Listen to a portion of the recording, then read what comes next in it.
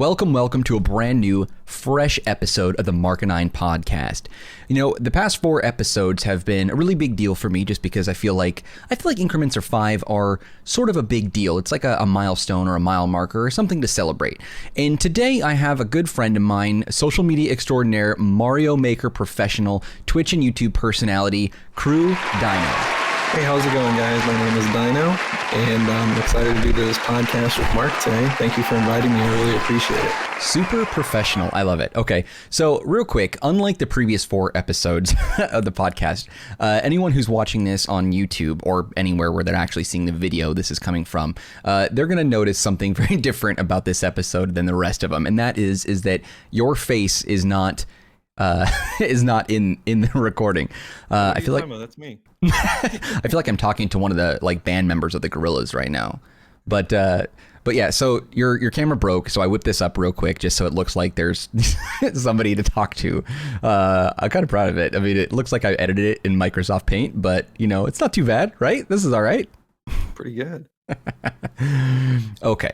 So I'm equally happy to have you here. We've known each other a long time. I have a lot of questions to ask you sort of about the social media environment, the communities around Twitch and YouTube, the collabs and projects you've been working on. But I've started off so far with every episode of the podcast asking about how you're handling the pandemic, the lockdown, being cooped up inside. What are you doing? Like, have you found a lot of beneficial time to work on YouTube, Twitch and stuff like that? Tell me what you're doing to keep yourself busy these days.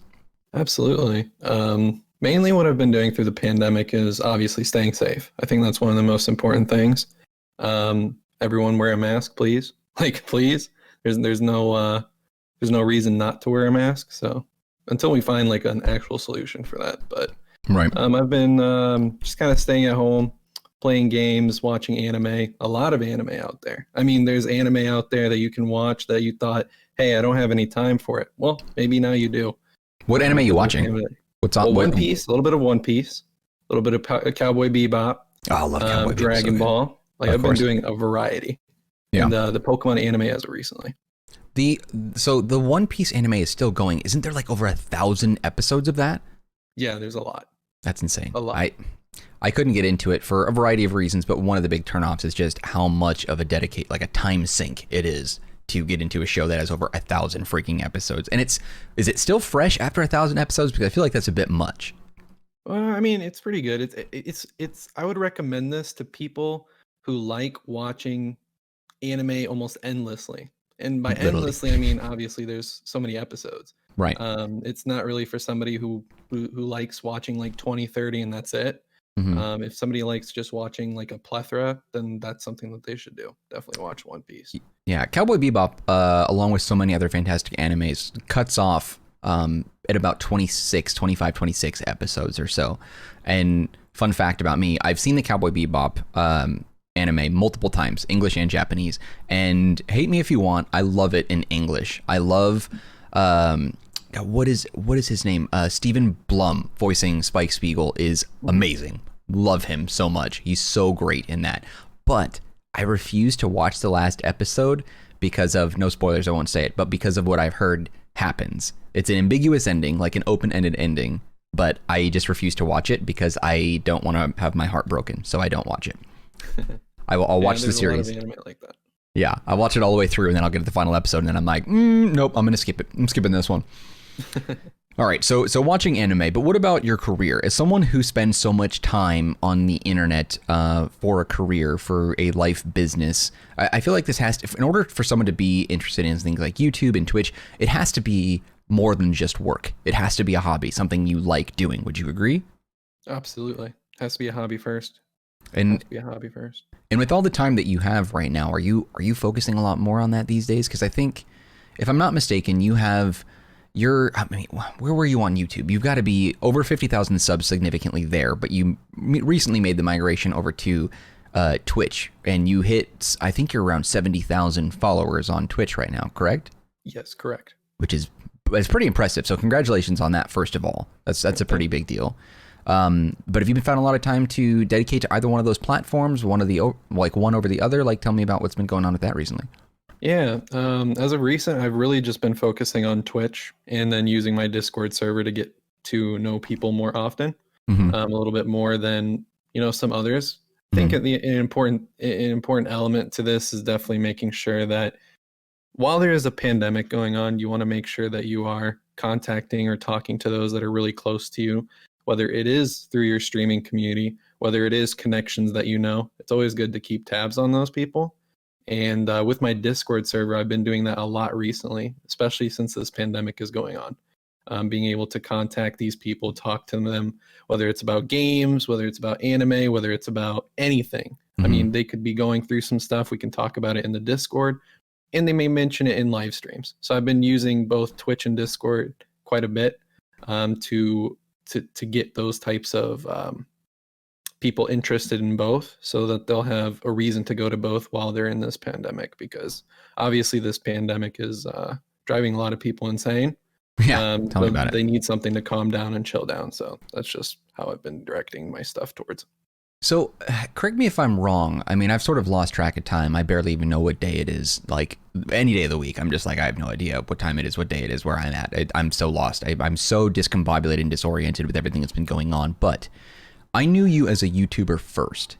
But it seems as though recently you've shifted your focus specifically to Twitch, which personally I found to be oftentimes a lot more work for a different set of reasons. But with your shift over to Twitch, I mean, what was the reason for that? I mean, was it more integral into your community, more interactive with them? Did you just find that to be more interesting? Tell me why you would switch over to that as a main focus. So with Twitch, it offered a lot of flexibility for me as a content creator. I would say I love YouTube. I love making videos and all that. That's a fantastic thing. The only issue is the comment section. Now, the reason why this is an issue is because with YouTube, people can leave all these comments and then you could get back to it the next day. And I feel even if you reply to those comments and you interacted with them, it took you a day or it took you 2 days. But when you go with a live streaming platform, it's within the second. Once you're live streaming, you can talk to somebody, have an engaging conversation. That's one of the most important things to me when it comes to doing something like this, is to engage with your audience, to understand your audience. So then at this point, they'll get to know you. And I think that's an important factor too. So that was the reason why I've kind of taken this hiatus off of YouTube to focus solely on Twitch. So I've gotten my YouTube audience to come to Twitch, making sure those people are joining my Discord if they wish.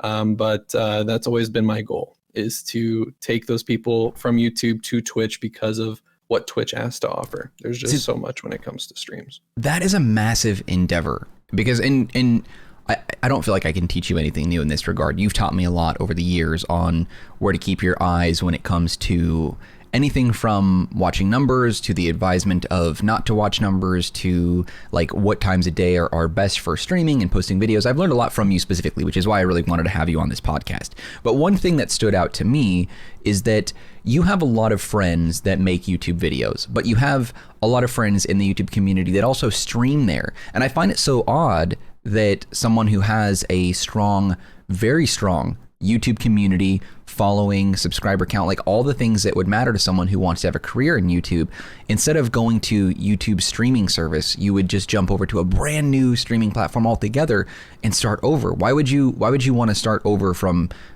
more or less zero? I mean, I'm sure some people, just because they follow you on YouTube, they would go and follow you on Twitch as well. But why would you want to start from scratch like that and rebuild your empire, so to speak, on social media? That's a good question.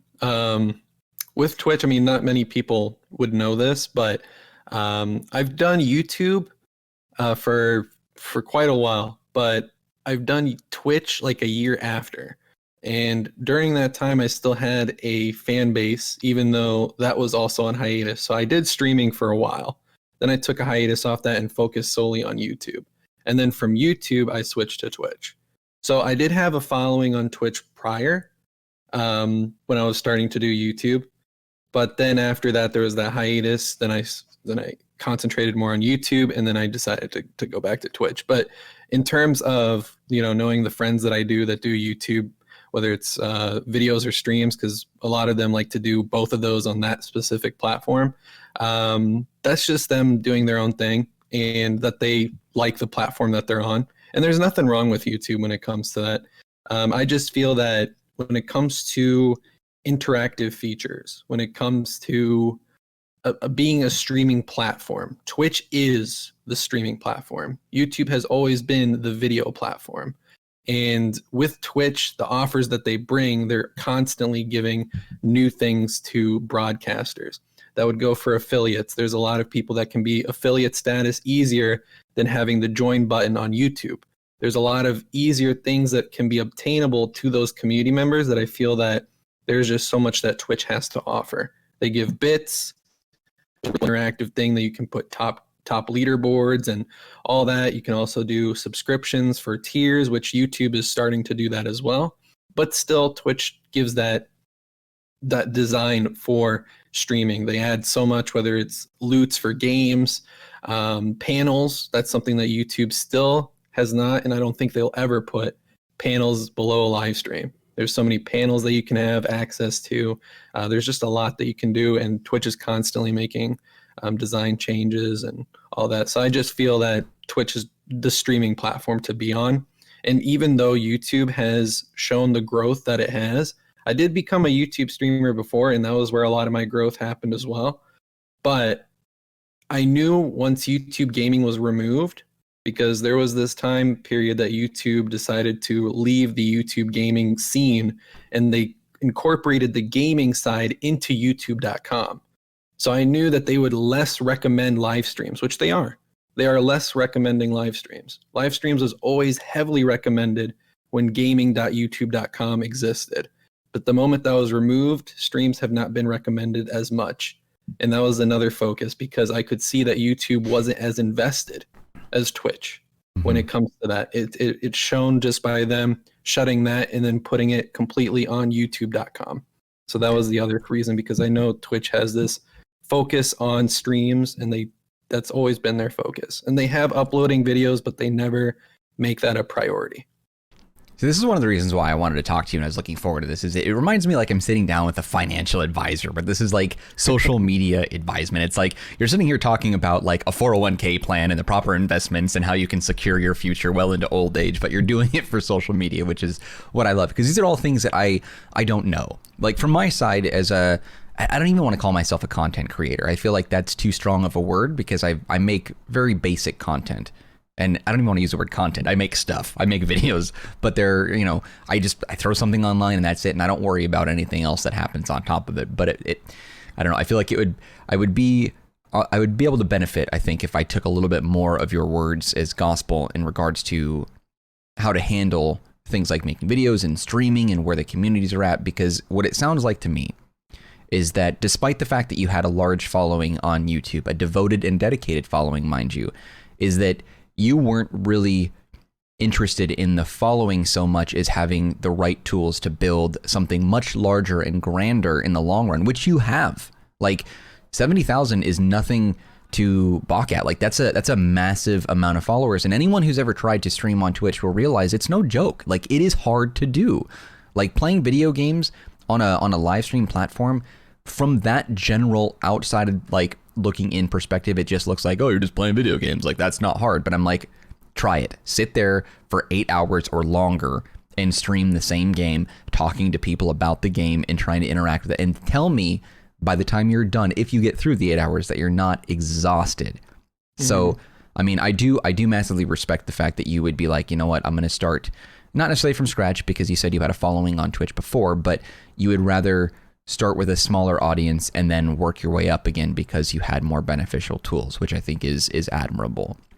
And that sort of leads me into the next topic. And one of the things that I wanted to talk to you the most about while we're on this podcast is when you're starting out, and I've asked a few of the others on the podcast here about this. I asked Lawrence this, I asked Alex this, I talked to Kate a little bit about this, but I wanted your perspective because I think you have a lot of insight on where to start and what are the best practices, do's and don'ts for someone who wants to build the YouTube following, who wants to build the Twitch following, who wants to properly grow on Twitter or those big avenues of social media. Like I want you to kind of treat me like maybe I'm sort of a 5-year-old who's just breaking into it, trying to figure it out. Like, what sort of advice would you give me to succeed, and what sort of advice would you give me to avoid failure? So let's get into what you should do to succeed. First off, I think that's the best thing to start off with. First thing, just be yourself. I mean, don't be something you're not. People appreciate that. That's one of the most important things, is being yourself when you come on any sort of content platform, whether it is Twitter, YouTube, Twitch, either or. But if it's somebody who's focused on YouTube, it doesn't even matter. All those platforms, you should be yourself. And being yourself is very important. Another update, another thing that you should do, a step that you should take, would probably be uploading consistently. In this day and age of YouTube, it's definitely harder than it was when I started. So a lot of my following definitely came when I was in the game for longer. I've had my account since 2011, did YouTube a little bit in 2012. And then 2013, 2014, I picked the pace up. And then 2014 was when it kind of just went up. So a lot of my experience when it came to YouTube was it wasn't an uploading thing consistent. It was a good amount. Like, you had to have a good amount, and you would do well. But now it's more on the consistency level, where people are having to upload 6-7 videos a week or even more. Yeah. There is those caps on YouTube where if you upload 3 videos, that's all you can do for that day. Yeah. Because if you do the 4th video, it doesn't get pushed. None of your subscribers see it. So then you have to know kind of those etiquette stuff. But being consistent, very important. Daily. I would even suggest daily, especially with the state of YouTube. There's just so many people doing this. And to find success with YouTube with it, it's going to be very hard. So you got to work hard. You said the state of YouTube. I'm sorry to cut you off, but this is something that I keep hearing. Every YouTuber that I've spoken to, either on the podcast or just outside of the podcast, I keep hearing about the algorithm, the state of YouTube. And I've had a YouTube channel for a long time. I haven't really done anything with it, and I took a hiatus for about 3 years, and then I came back with what you see now, and I've been doing it for the past several months. But what do you mean? What is going on with the state of YouTube, and why do I keep hearing people talk about it like it's bad news for content creators? What is happening? Everyone is doing it, and that's the big thing. Because everyone is doing it, YouTube is going to make it even harder on creators, because you're going to have to do some things that you never expected, such as uploading daily. And keep in mind, some people can't do uploading daily, but YouTube, in the way that they've created their algorithm and in that nature, they want people on the platform, and they're going to do their best to make sure that people stay on the platform. So with all these creators and all these people using YouTube, they're going to motivate people to take the extra step to even upload 6-7 times every single day. Like, once, like for an entire week, you should have maybe 7-8 videos, or maybe even 10. That's just how it is. It's promoting content. It's promoting their website. Just the state in how YouTube has changed. It is no longer uploading 3-4 videos. As long as your tags and titles and descriptions and your thumbnails is great, then you should be fine. No, it doesn't work like that anymore. It should be all of that, obviously, but then you have to include the extra stuff, the extra days that you should be uploading videos. So right now, YouTube is just, so many people are doing it. The algorithm constantly changes, whether it's recommendations or things that are happening. There's so many routes and tools that YouTube has built that obviously changes over time. Just like we talked about the live streaming with YouTube, how I said that they had the gaming side, gaming.youtube.com. And then if people jumped on that bandwagon right away and they were streaming consistently, their growth was fantastic. Anyone that put in work or time into that platform when YouTube introduced it, they promoted them, because those content creators were on it the moment it came out, because they wanted to make sure that people were using gaming.youtube.com. So how's the best way to promote that? Make sure you have streamers that are streaming on that are doing those things, which is how those people grew. So there's so many little things that people either have to focus on, whether it's trends, whether it's new features, updates, community tab. I mean, YouTube has that community tab, and once it came out, and the people that had it used it. So those that were like one of the first ones to have that community tab, they were able to push those posts to even people who aren't even subscribed. So that was a powerful tool because you could use all those videos that you uploaded, and each day you could make a post on that community tab. Now the community tab is not as strong as it was, but if people use that feature when YouTube introduced it, they would have had a stronger way of presenting their channel and possibly growing their channel even quicker. Okay. So there's all those specifics that you have to keep in mind and keep track of. So what you're saying is basically is that you were rewarded for being an early adopter because YouTube wants people to use their features, their functions, their platforms. So if you do it consistently and you do it a lot, it weeds out the people that just make one video a week, one video a month, whatever that looks like, because YouTube is like, well, they don't post that much, so we're not going to promote them. Oh, this guy's posting 2 videos a day, maybe 3 videos a day occasionally, so we're going to post him or promote him like crazy to other audiences to keep him around because we want people to be using the platform. Is that what you're saying? Absolutely. And with a mix of that, it's watch time and making sure that you have your community together. Because one thing that people look into is numbers a lot, but keep in mind, it's actually good to have lower numbers. Because if the lower numbers, so let's say you have 80 dedicated people, and out of those 80 dedicated people, 70 of them watch every single video you do. Mm-hmm. And that retention and how much they've watched that content, if that is very high, you've already set yourself to succeed. If you keep continually creating content after that video too, because then YouTube is saying, wow, people enjoy his video. Even if it's 70 people and not 1,000, they will still promo you even if you're not seeing crazy growth, because that's not going to happen. There's some people that they're like, oh man, I want to have 0 to 50,000, 100,000 subscribers in a year or something. Don't think like that. Yeah. Think of it more like how you should present your content, the people that are watching it, making sure they're engaged, making sure those subscribers are consistently watching those videos for longer periods of time, not 2 or 3 minutes. If you have a 10-minute video, try and see if you can get them to watch 5 or 6 of the 10 minutes. How do you do that? You create great content. You create something that keeps those people engaged in whatever you're doing. So what, I mean, and what, give me an example of what great content is, because I think a lot of people, like I used to think this way, is that great content meant massive production value. You need to have the best equipment, the best this, the best that, like all these things, like professional looking, like logos and animations and borders and backgrounds and sounds and all this stuff. And it takes a toll on someone, because by the time people invest that much money into, you know, building all that out, they might have killed their vibe or their motivation to continue make videos. So what is good content? What does that mean? Good content. So a lot of people, what I've noticed when it comes to content creation in general, they like to kind of like go against themselves a little bit. So like they create a great video, but then they say it's bad. Most content creators typically have this route. Like they look at their video and they're like, wow, maybe this could have been better. But it's like, don't restart from scratch. Maybe that's an actual good video and you're just being hard on yourself. Put that out there. Show it to people. There is people interested in that content and watching that content. Because there's some people that have made great projects that just have been unlisted and they've never made it to the public. And like I've spoke to old friends as well who had amazing content and they never put it to the public because they themselves thought it was bad.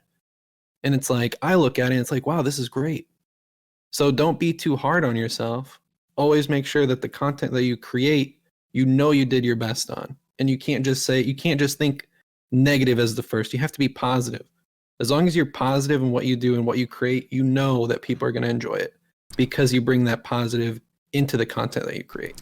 Alex Mason, Unreal Ent Gaming, he brought up a good point that I had never considered before. Is that he's like, and I'm paraphrasing, you can watch the podcast for those listening if you're interested to hear what he has to say, because it was a pretty profound statement, I thought. And he basically said, he's like, look, there's how many people are on the planet? 7 billion. You know, whatever it is that you're interested in, you're not the only one. Whatever content you like, you're not the only one. Whatever content you make, you're not the only one that finds that interesting. Whatever it is that you're doing, there's a community out there that would support it or would be interested in. You know, you're never alone when it comes to the internet. People think like you. They share the same interests as you. So when you're making content, just keep in mind that whatever it is that you're doing, there's an audience for it out there somewhere. The trick oftentimes is probably just trying to be able to find it and hook them in. But consistency has been key. But he brought up a good point. And because I told him, I was like, this is kind of a stupid thing. Like I like YouTube, but for anyone who's watched any of my videos over the past several months, none of my videos are monetized. And the reason being is a couple of reasons. I don't monetize my videos because I'm like, I'm not here for the money, for one. Okay, that's not why I do YouTube. I'm here for another reason. And, I also look at it like, look, I'm sort of fresh to the YouTube game. I don't want to interrupt the videos that I'm making with ads and things because I have other reasons. But one of my goals that I have, and it's not for the year, it's just in general, for the life of me doing YouTube, what I really want to do is I want to do two things. One, I want to have an archive of nostalgia content on the channel. So a lot of games that were before 2010, different platforms. And then I want to have a podcast where I can talk to my friends, acquaintances, buddies, pals, whatever, and just casually talk about life, content creation, whatever. But I also wanted to hit 100,000 subscribers on YouTube. That's just a goal. I don't plan on doing it in a year or 2 years or 4 years. I don't know. All I know is that everybody I know that has hit that mark, they've been doing YouTube for 10 years or close to 10 years. You said yourself, you've been doing it since 2011, and you decided that you wanted to switch over to Twitch, and you've dedicated all your time there, and you're on a forward trajectory that's going to hit some crazy numbers and growth, which is very impressive, and I'm proud of you for that. But I realized that through what Alex was saying when we had our podcast is he's like, look, regardless of whatever you think about the content that you're making, good or bad, there's an audience for it. Someone's going to like it. Someone's going to watch it. There's got to be at least 100,000 people out in the world of the 7 billion that would like your content. But you got to be consistent so that way they find it. And I thought that was a pretty good way to look at it, at least for me when we were having this discussion. Mm-hmm, that's the truth. I mean, he's not wrong. There's just there's so many people in this world, and there'll be some people that just don't like your content, some that do. But from what I've seen, I mean, at the end of the day, as long as you put effort, just like Alex is saying too, yeah, you should be fine. And that's just the main goal here. So you guys, among a handful of other people that I know in the YouTube community, you guys have all been really tight or been connected. You guys have talked or collabed or built audiences together or friends together. I mean, there's a bunch. Like I'm seeing people that maybe aren't necessarily my friends. We're friendly. I would consider us maybe slightly more than acquaintances, but I'm seeing a lot of people 1 degree away from me in every direction, hitting wild career markers. We've got one person that we know, Call of Duty YouTuber, just hit 1 million subscribers. Massive. That's so great. We have another friend who has over 100,000 subscribers on YouTube, just bought a house. What was it? J.K. Rowling tweeted at him and said that her kid was a big fan of his YouTube content, that her son was he's her son's favorite YouTuber, which is crazy. I mean, you're doing great things. There's so many people making waves, and the one thing that's consistent with all of you is that you guys bust your ass. Like, you guys are working so hard day in and day out. And I think about this sort of fatigue, and I think about some people I know that have tried YouTube that maybe would have been good at it, but they've stopped because they got exhausted or something happened where they hit like that sort of runner's wall, and all of a sudden now they just can't get through. And I'm wondering, with someone like you who's been doing this for 9 years, how do you get over that? How do you get through that? How do you persevere? What do you do, and what are your methods? First thing that I think of, and this is more like a mindset thing, because I feel like mindsets are important, and the only way to succeed is by changing your mindset if you have to. And that's just the straightforward answer. Becoming more positive, trust me, it works, especially for something like this. Just believing in yourself, not looking into the money. The problem is this: I know a lot of people say that they aren't looking for it for the money, and I feel like they still want to see it or some sort of it to show that what they're doing is being appreciated of some sort. I feel even though there is people that say that, they use it still as some sort of metric too, to see that is anyone supporting them in this way, or are they getting anything from this? And a lot of people think that because they don't reach these numbers, or they don't even make like a cent or whatever they're hoping that comes from it, they automatically give up because they already assume that because they've done this for 2 or 3 straight months, it's not working, pack it up, it's time to go. No, you got to keep going because everyone's journey and everyone's route is different. It could take one guy 6 months, it can take one dude a year, it can take one guy 3 years. Either way, if you put in the effort and you put in the work and you're positive and you want to work with others and you're just an open person and you actually care about the community and whatever you do, you will go far. But you have to constantly, and I mean constantly, think positively. Make sure to remember why you started this in the first place. It's a hobby. It's a hobby. And if you want more than that, you have to first treat it as a hobby. Mm-hmm. Making sure that you love and dedicate that hobby as much as you can while doing other stuff in life. Because yes, life exists. You have other things that you have to do, but also juggling it with that in this kind of thing. So being positive, making sure that you don't give up no matter what, that you're doing it because you love it. And because that's your hobby, you won't stop doing that hobby. That it truly makes you happy.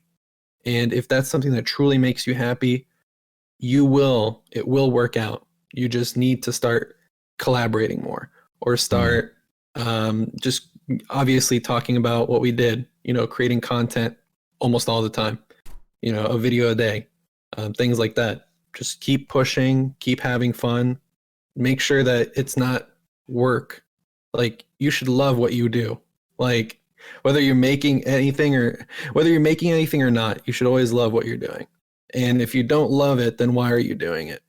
So what's the purpose? That's something that I wanted to talk to you about. We touched base on this in like this sort of pre-chat, pre-interview prior to recording, but I wanted to talk to you about that a little bit. So just to kind of build this up a little bit. So when I made sort of a jump into YouTube and I started doing the content, my main focus was I wanted to create an archive of my childhood nostalgia.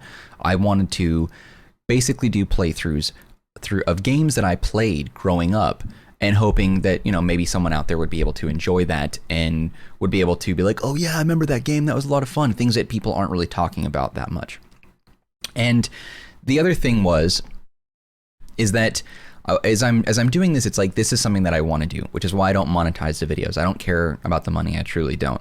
I'm not going to lie. I do look at the subscriber account. I do feel good when I see some new numbers and some comments and stuff there, and I try to respond to as many as possible. But that being said, I have found that from most people that I see doing YouTube or doing Twitch, they're doing a very specific niche thing to build an audience around said niche thing.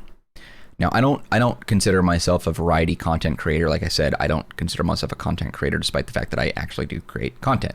But I do try to have a genre of old style games, podcasts that I like to do for fun, that sort of thing, just to kind of keep things fresh. And maybe that hinders my ability to grow because I'm not focusing on one specific thing. And for you, I've noticed that you've done quite a few different things over the years. And if you look at the YouTube recently, link in the description box below, if you look at your YouTube recently, you had been doing some unboxing videos, and that was sort of all in the same wheelhouse, a lot of anime collector stuff or just collectible stuff, things that would maybe be within the geek culture community. Geek uses a term of endearment, not disrespect. And then when you went over to Twitch, I've noticed every time I've watched you on Twitch or subbed to you or been interactive on your chat, you're typically playing Mario Maker.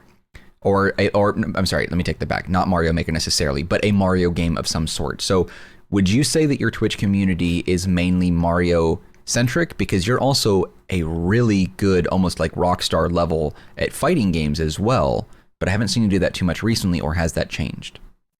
So with me, you're right. So with YouTube, I definitely did unboxings, and that was like my main focus. And That was always a fun thing to do because you can share interests with others, and if they like something, they can get it, or if they just have a nostalgia for some, because a lot of the unboxings that I do, a lot of them are kind of like classics. I've done like Dragon Ball Z Kai, Card Captor Sakura, the Pokemon anime. I've unboxed some of that stuff. So it was always cool doing unboxings for that. But when I moved to Twitch, I wanted to make sure that it was a little bit of that. I do have some videos of that on there, but my main focus was definitely with the games, to showcase the gaming. And one thing that I'm really good with, and I can say that because I've been playing this game for so long that I have to give myself credit on something, is Super Mario World. Yeah. I speedrun that game constantly. This is probably a thing that has helped my channel too. But I would say that my channel is a little bit different than a lot of other folks, because anything that I stream as of now, when it started, it was a little bit different where you had to have this main focus. It's kind of more community based. So I can literally stream any sort of game, and I would have a solid Rockstar community that would watch that game, or they would hang out and talk to each other.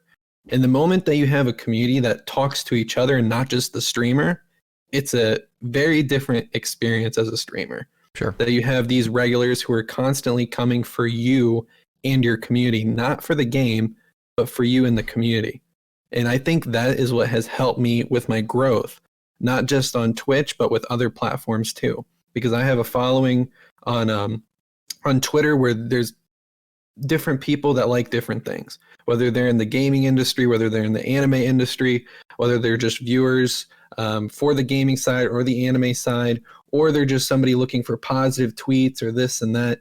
I've built a community around so many different topics from all these years, to the point that has helped me build community members in a way to connect with these individuals better.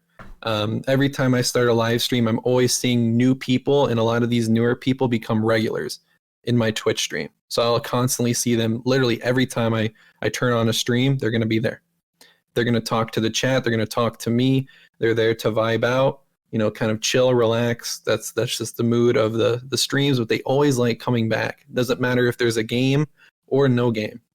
They're always there for the community and what we've built. So it's always cool to see that. So sort of a two-part question on that. So at what point did you notice that you sort of had a little bit more freedom to play whatever game you wanted or do whatever you wanted? Because I feel like a lot of people, not necessarily would disagree, but they would find that they aren't able to do that because their channel maybe is built around the game and not so much the streamer or the community, like you said. At what point did you find that you actually had a little more flexibility to do those sorts of things? One of those ways is just making sure, just kind of like looking at your chat and kind of looking at it yourself. So an example would be, have you ever started a live stream and going back through those videos and seeing like the live chat or something, seeing how people engage with you, or you can compare yourself to other streamers. Now, I don't really like doing this stuff, but it is true. One thing that you can do is you can go to other streamers, see what their focus is on. What's interesting with mine compared to like speedrunners in the community is a lot of those people are there for the speedrun. A lot of those people are there because the person is really good at the game and they only want to talk to them. But because of the community you cultivate, so I've had an audience from Pokemon, I've had an audience from Mario, these types of games, they're all very similar. And they're similar in terms of being in a Nintendo sphere. It's part of Nintendo. So it's more like you can kind of branch off of these other games because of the title itself. So if it's a Nintendo title, you have Pokemon, you have Mario, you have Zelda, all these types of Nintendo-based games that can still keep those people around. And then they realize like, hey, I'm not here for the game. I'm here for the person now, because I've met so many great people. So many people welcome me to the stream. We have engaging conversations. And that's what keeps these people going, is because you see these regulars constantly coming in and they don't stop. They don't stop coming. And that's when you fully know to the extent that you're able to do other things, is when those same people will come no matter what. And then you take that knowledge that you get from your own channel and you analyze it. And then you realize, wow, this is much more than just the game. We have a community here. We have people that are just insanely supportive to one another. Like, we have new people constantly coming to channel, and we have built a community to the point that my viewers are trying to gift them subscribers. That's cool. Or trying to get them, into the channel a little bit as a welcome. I've never thought that could happen ever, but my channel has been able to do that because of those dedicated regulars. And because of that strong community of people that are there for you, it brings these other people back. And then they become these regulars as well. And then it keeps piling and piling on until you reach new people, kind of thing. So you're growing, but you still have your strong community. So you have both. It's like a best of both worlds. It's not just a one thing, you have both. I think about the numbers game a little bit when you talk about this, and I'm wondering, with your knowledge and experience in this sort of thing, do you see these sorts of events taking place? I mean, obviously it's going to be different from streamer to streamer, but is there a certain number that you have to hit before these sorts of things sort of happen? Or does it just sometimes happens organically with 10 followers, 10 subscribers, or 1,000 subscribers, 1,000 followers? I mean, what sort of things should people be looking out for? Or what sort of things should they do to help cultivate and grow the community? Because the community is growing itself. It looks like you said you cultivate it, and then it kind of just blossoms into that beautiful thing where they're helping each other and donating subs and stuff like that. But at what point, like what can streamers do to be better about making sure that sort of experience and interaction happens? Making sure that the content you're geared towards isn't focused solely on the content, that you do other things as well that revolves around the content. So an example would be having a Discord server, very important. Having a Twitter, having other social media platforms that encourage engaging. So with Twitter is a great platform. You can tweet all the time. And one thing that people don't realize, like, the smallest things matter in life.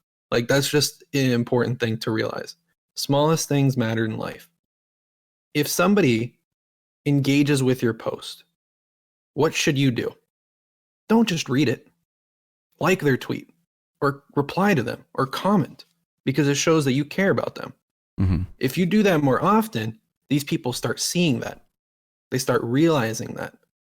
That is when you're slowly building the community. Now, that's different from followers. You don't need... There's a saying, if you have 1,000 true fans, you don't need anything. So, there's people that have big numbers, but they don't have community. And I always separate those two a lot, because there's so many people that think, well, you need the numbers to have the community. No. There's some people that are subscribing and following because A, they like the video of yours and they might not watch anything else of yours again because they like that one thing. Or B, you want to make sure that the content that you're doing and that you're not excluding them. So you can't be, hey, I'm going to act like PewDiePie, because you're not going to succeed. So let me just add to that, because I was just pulling something up that I wanted to address just to support what it is that you're saying. PewDiePie is such a radical example. He's the only one in the world that has broken 100 million subscribers on YouTube, and it's sort of one of those debatable points that he is the most popular person on the internet. I mean, obviously there's people like Mr. Beast, there's Ninja, there's so many different types out there that occupy sort of an internet space, Dr. Disrespect, all these types, and they have their own communities and followings. But one thing that I noticed is this. So PewDiePie has about 105, more or less 106 million subscribers. His videos day to day have roughly let's go on the higher end, 2 to 5 million views per video after they've been out for maybe a day or two, okay, 24 to 48 hours. Now, I'm not a mathematician, so I'm not going to do it, but the ratio there is staggering. That's a very low percentage of views for how many subs that he has. And he's gone on record before saying that he knows that obviously there's many of those that are bots, obviously. So he's pretty aware in that regard. But you look at someone like Mr. Beast, who I just pulled up, you might have heard him just a second ago. Mr. Beast has 40 million subscribers, okay? So less than half of what PewDiePie has. Every one of his videos has a massive amount of views in consideration. 27, 26, 40, 24, 34, 30. In most cases, his viewer numbers are almost half, if not more, or equal to his overall subscriber count, which is insane to think about. So while we're talking in terms of millions, which is obviously something that's a far cry away from what maybe you and I may achieve or earn in our lifetime or cultivate, like you said, something can be proven easily with the statement that the community of dedicated followers and viewers is so much more important than the overall numbers, because PewDiePie's numbers, 105 million, that's fantastic. Congratulations. But the viewers, much lower. Granted, again, we're talking in the millions, so, I should shut up because I'm a peasant, and obviously that, my numbers will not even come close to that. But someone like Mr. Beast, 40 million subscribers, 40 million views. Like, that's crazy. His following is obviously on a whole grandiose level beyond what we're talking about. We're talking God tier level. But I think that's just something that caught my attention the other day that I just wanted to bring up to support that fact, is that you don't have to be the most popular person numbers wise in the world if, because you can have a lot more views than the most popular person in the world if you're talking specifically subs, followers, like that sort of ratio type of thing. And I don't know, I found that interesting, and that was just something that I wanted to kind of support what it was that you were saying, because I found that to be a fascinating little trivia bit that I found online when I was browsing YouTube the other day. Absolutely. That's just a great example that you picked out, because again, you don't have to be PewDiePie, but there's people that will kind of play like that. Like, they're this big shot. Mm-hmm. Maybe you have, 20,000 subscribers, 40,000, 100,000, 500,000, a million. There's people even in those realms or those milestones that will act like that. Like, they have too much time on their hands to reply to someone or something. Yeah, what you mean. It's not that you're so they're building these followers and stuff because they have this content that they are doing well on, and that's proven because people are coming to them. But the one key aspect that so many of them forget is the community part. That's what makes or breaks your channel no matter what, because you can have the numbers and look flashy and stuff like that, but you need community members that are going to support you, that you are literally a fan. Like, your viewers are a fan of you. Mm-hmm. And I don't like saying that word, but there's no other term that I can use that gives that example. It's such a weird, it's so weird, the term fan. I still get weirded out by that term. Like, it still freaks me out.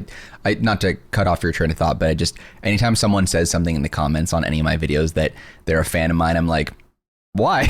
Like, fan of what? Like, why are you? I don't know. That's a weird, I don't know. That's just a weird thing. I don't know. Whatever. That just hit too close to home for me. Continue. Sorry. Yeah. Oh no, that's all good. That was good that you said that, because you need those types of people, and the fans is what really helps your channel.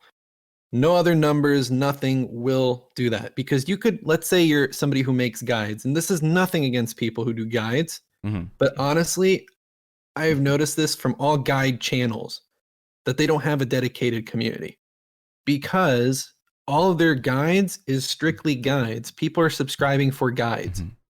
or they subscribe because you made one specific guide and they want to support you, but that's it. They're not going to do anything else after that. Right. So right. There's a thing where it's like, you shouldn't expect more, but you can kind of see the volume it speaks when you see it. So I don't expect to have this community of people. I just work for it. I take these efforts to try and achieve that. So what do? I have my own Discord server. We're almost at 2,000 members in there. Congrats. And I constantly, thanks, man. I constantly, and I mean constantly, talk to them. Whether it's a VIP room, the general chats, the public chats, the private people who, again, subscribed and are doing things above and beyond. You want to make sure that you're talking to them. They are people. These are people that you have cultivated, that you've created a following of, that you want them to be part of your channel. This is like their channel too. And the moment that they have that feeling and stuff, you will never, ever not see them. They will always come with you, no matter where you go. And that's an important thing, is to have a strong community. Followers don't make community. It's just an imaginary number that no one should care about. So is Discord And, is Discord your only like interactive community? Obviously, I know that you interact on Twitter and you talk in the chats and comments on YouTube, but like is Discord your primary focus of being able to chat with you outside of Twitter, I would say? I would say Discord for sure. I kind of go with these three in order. So for me, Twitch, 100%. I use that as a way to get to know people. So when I do some streams where it's no game, and I show something like what we have on the screen behind you, where I have this, and then I have this chill chat with a nice kind of like vibe for people, where we just talk about anything. This could be something that's going on in their life. This could be something that interests them, that they want to talk to the others or myself, getting to know them, understanding them, what's going on in their life, because that's what's going to bring them back all the time. And that's your focus as a content creator. And most content creators don't do that. Their focus is, they think, because they hear from others who give advice. So like somebody could listen to a different podcast than this one, and they're going to hear somebody say, oh, as long as you're consistent with content, this and this, you'll grow. Yes, that's true. But they didn't tell you the next factor, the most important factor: community. Mm-hmm. The community. If you have a community, you will go far. Followers don't mean anything. Followers is a way that you can see how many of those could possibly be part of your community. But many people don't analyze that because it's not a number. It's something that you have to see. And most people don't want to put that type of effort because they're putting the effort on their content, but they're not putting their effort on the people that actually subscribed or followed to them. Do you have your own subreddit yet? What'd you say? Do you have your own subreddit yet? No, I do not. I feel like that's there was somebody that asked for that. Yeah. So like a friend of mine, Vinny, because I think you mentioned him a little bit. Yeah. And then there was also another viewer as well that wanted to make like own subreddit. And I was like, at this time, don't do anything like that, because I don't want to see like things that are posted on there that has nothing to do with me or whatever. So like there's that types of things too, because they're looking for like the community to be a part of that. Mm-hmm. But it's like, shoot, like I would love to do that. But again, that's something I would have to moderate myself. Yeah, that's a lot of work. Anything to like mislead people or things of that nature. So I think it gets a little bit off the rails. Yeah. Subreddits have a tendency to go off the rails a little bit. I've noticed that I have a few friends that have subreddits, or I follow like some other content creator that I'm not friends with. I don't know, but I follow their subreddit, and oftentimes there's so much insane content there that has nothing to do like with what you said with the streamer or the content creator, or they make jokes and things like that that can be taken out of context, making it seem like the content creator said something that they didn't say or whatever. That's a bit more unruly, I feel like. Reddit is one of those things where it can go off the rails very, very quickly. Discord's a bit more safe, I think, in that sense.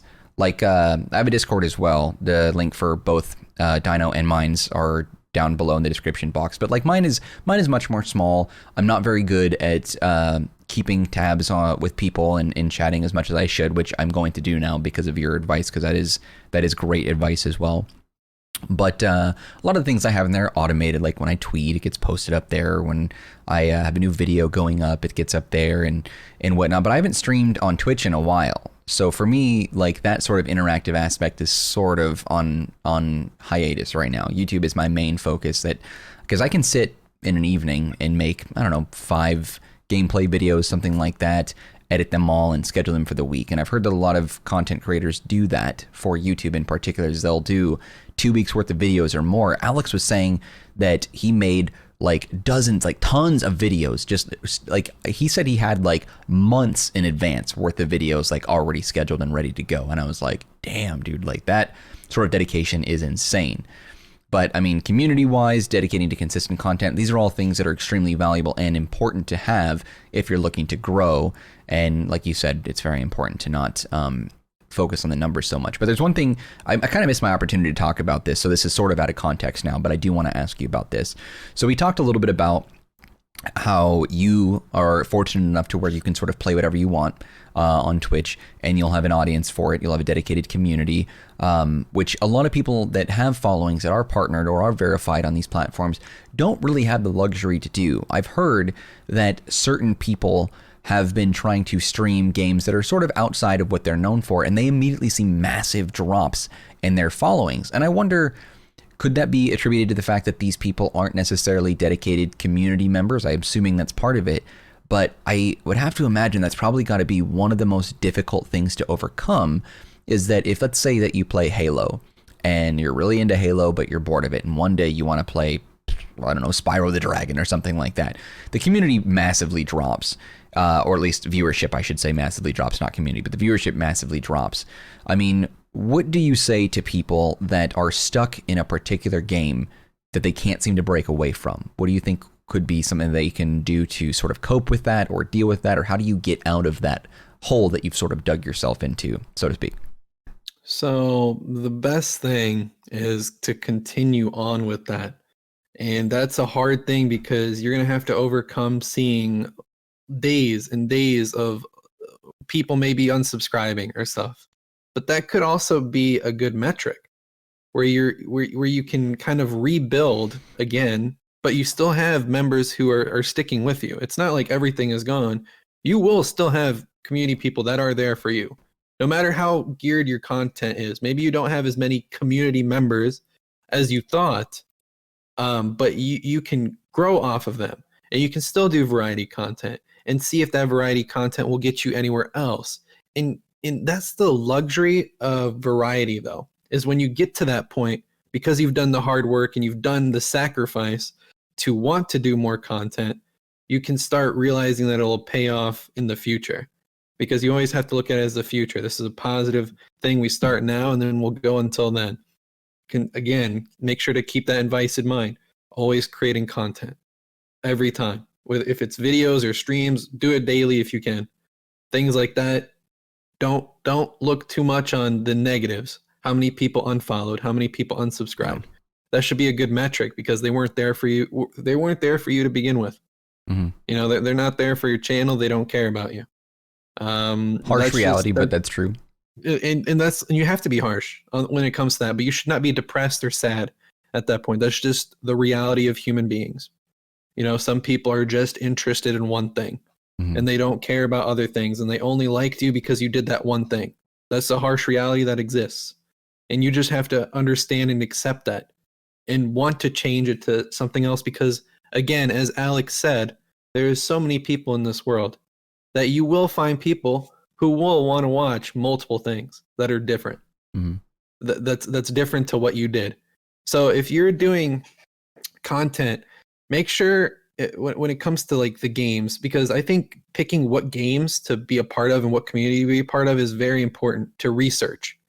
For example, we can pick like Super Mario 64, old game, but a lot of people still watch that. It's very big on Twitch. Very big on Twitch, I can say that. Take some time to like research. Look at the communities that they have. You know, just hang out a little bit in every single stream if you can.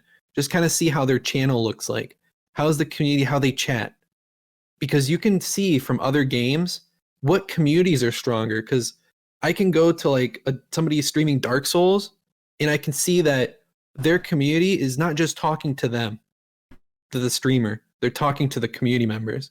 And if you see that trend for the games that you're looking at with the streamers that are streaming that specific game, that should be a good opportunity to join that community. Because it makes sure that you enjoy the game too. So it's a little bit of both. You got to enjoy the game, but you also have to see the community and what it's a part of. And those are things that you should look at because that could help you build your community easier with the growth that you're looking for as well. So again, I'm going to treat this like you're my 401k investor and you're helping me with like my social security and everything.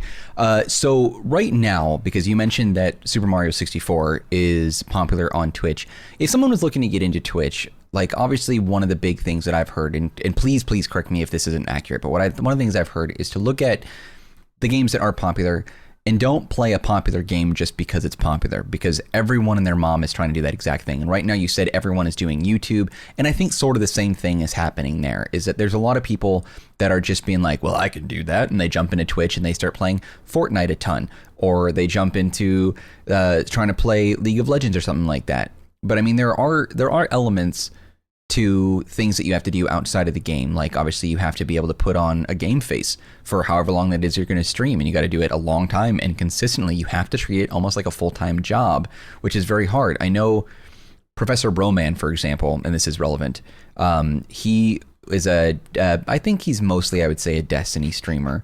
He was saying that before he got partnered on Twitch, he streamed every day for 12 hours a day for over a year before he finally got enough people to watch and become a partnered or a Twitch partner, which I can't say that that's necessarily how the journey is going to be for everyone, because who am I? And obviously things are different in their circumstances regarding everything that make those things different. But I found that to be kind of interesting in that he sort of said, you know, to be more consistent as well, but to pick a game that you love and try to find a community about that. And maybe some people like one game or love just one game, but you can't just go with what's popular. You can't just go with what you see at the top of the chart, like CSGO. You can't just jump in and start playing CSGO if you're not that good at it and expect to get a big following, you know? So I feel like there has to be some sort of middle ground where you have to find a game that you like, find an active community, and then go from there, and not just choose what is the most popular game like at the top of the charts at any given day. Right. I mean, that's very important. You have to keep track of all that to succeed, in my opinion. I mean, even if it's my opinion, I've seen those results from others, because again, they go into these bigger games, they realize nothing happens, but then there's people that go into like semi-big, not really big, but something that there's a community for, and also making sure that that community that you're a part of is what you're looking for. Like, this is a game that you could see yourself stream a lot. And if you don't stream that game a lot, then it's like, okay, then if I have this other game, I can play it and I know they'll be there for me. You know, it's kind of like how you gear your content towards, like, what's this community? Who is this community? And kind of do some research, because before you head into stuff like that, I think research is so important. They've taught it in school. Like, you should research first and stuff before you write your paper. A lot of people like to write their paper first before they do any research. So if you're writing your paper first, which AKA is meaning you're streaming right away without doing any research prior. So you're going into like a big game like Fortnite, or even if you have no idea what you're doing, but you've picked this game that is this community-based game. Make sure you're just not streaming. You're not just writing your paper. You're asking for help. So like in school, how they say, get some help if you want somebody to like proofread your paper. Well, you have people in the community that you're a part of that you can be a part of to network with. That's your proofread. There's your network. You build a network. You build these connections from that game. It's literally like these elements that you learned from school, and you could literally apply it to even streaming or content creation. I find this is why I was looking forward to doing this podcast, is because there's so many questions, not only for my own development, but I like those that listen to be able to have sort of some insight into the minds of successful content creators, and to kind of see exactly what their journey or what tools and resources they need to have to be prepared for the journey they would take if they want to pursue a career that should be looked at as a hobby first, and things like YouTube and Twitch, and how to interact with the community and the best ways to do that. And I know that you have a lot of things going on right now, and that we're almost out of time, so I'll try to wrap this up kind of quickly, but I am really glad that I got a chance to talk to you about these things, because not only is this good for, like I said, the people that are listening, but it's also good for me. I feel like I'm learning a lot. I love being able to talk to you about this every time we've ever had a chance. Like, you've been my guru about so many things in the past where I'm like, look, like, I don't know what I'm doing in this regard. I don't know how to network. I don't know how to grow this relationship. I don't know how to show that I'm, invested in friendships with people online, and how to network. Those things are very difficult to me. And so you've been really great. So personally, one, thank you for being on the podcast. Well, let me get that out there. Two, thank you for being a friend that has been there for me in so many ways. I'm eternally grateful for that. It's unfortunate that your camera broke, because I want to see the tears going down your face as I tell you how much I love you. But I do sincerely thank you for the help that you've provided. It means a lot, and I've taken a lot from that. I'm going to continue to take more, and it means the world to me that you would take the time to sit here for over an hour now and chat about these sorts of things to people who otherwise don't know where to start or don't know any better like me. And so that means the world to me. So thank you, Dino. I appreciate that a lot. I appreciate being here. This is a great thing. I love it. As we kind of get towards the closing out of this, there's a couple things that I just want to touch base on first. The first thing, is there anything right now that you're currently working on that's really close to your heart that you're like passionate about, either on Twitch or maybe even YouTube or anywhere that you're maybe collaborating with someone, or just if you want to just kind of bring some people over to be like, hey, I'm doing this thing. I think it's really great. You should be a part of it. Is there anything like that on your plate right now? For that, I mean, I've been doing a lot of like retro stuff. So I've been getting into a lot more RPGs. I know a lot of people love RPGs, especially when it's live streamed, because you can enjoy it together. It's like a story. I saw the Sailor Moon one. Yeah. Yeah. I've been doing that. Trying to get back into that because it has been a little bit of a while. I've been doing other games too, like Mario Kart and Mario World, and just doing a lot of these chill streams with no game. So I've been doing like a variety in there, but definitely those types of games. I'm excited to get into more RPG stuff, to talk to the community, but also they can enjoy like a little story that we can do together. It's kind of like, in a sense, it's almost like a watch together, but for a game. And I think like retro RPG stuff, it just, if you've got the mood for it, if it's a game you think people would enjoy, there's just so many factors that you can think of that can bring that I'm just excited to keep doing. But I think the biggest thing I'm proud of is my ongoing thing is just kind of like this chill chat chow kind of theme that I've been doing, where people would just come in, talk a little bit.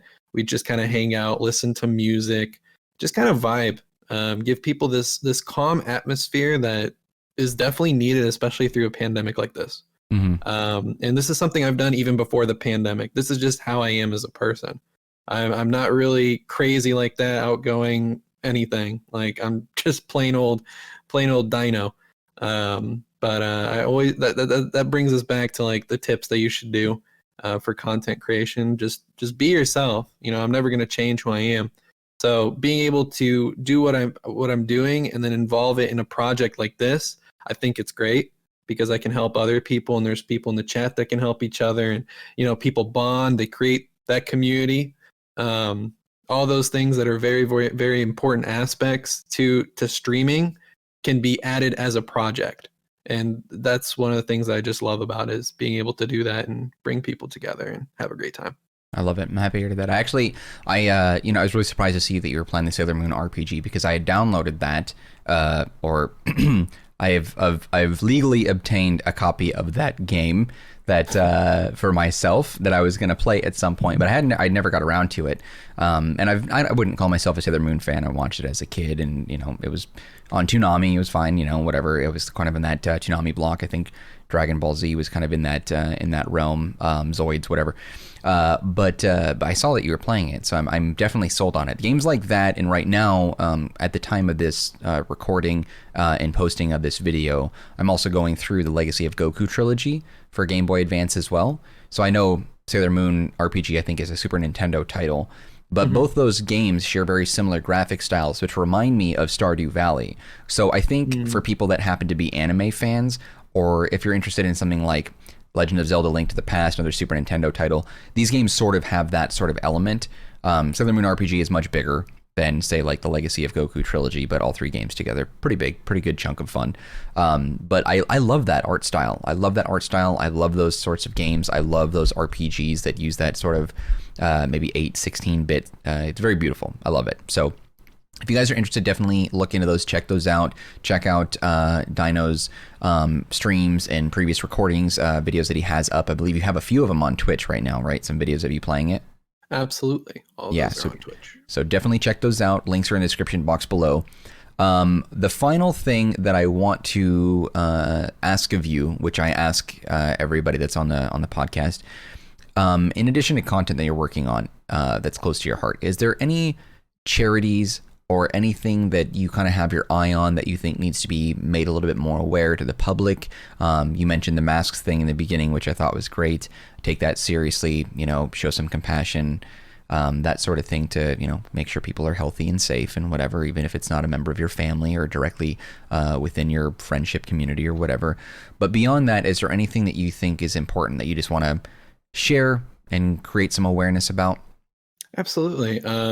There's probably a thing that people know of. If not, it's called Extra Life, and this is something that's powered by Twitch, and it's also Children's Miracle Network Hospital.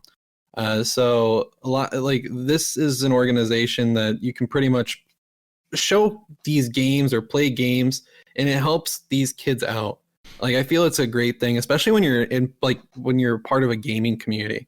You're playing games, but also like you're able to share your love of gaming, and also in a sense combine it with charity. Like, it's like a best of both worlds. So you'll be helping people, but also you'll be enjoying it yourself. It's something that you can relate to with games, and then you help kids out. Extralife.org. Definitely check that out. It's good stuff. Powered by Twitch. All right, got the link down in the description box below so you guys can check that out. Highly encourage you to do that. Be aware, wear masks, be safe, check out Extra Life. Anything else that you want to add as we wrap things up here? Oh, I think this was just a great experience. I love talking about things like this, and I'm glad that you brought me on to do this specific thing, because this is something I'm just passionate about.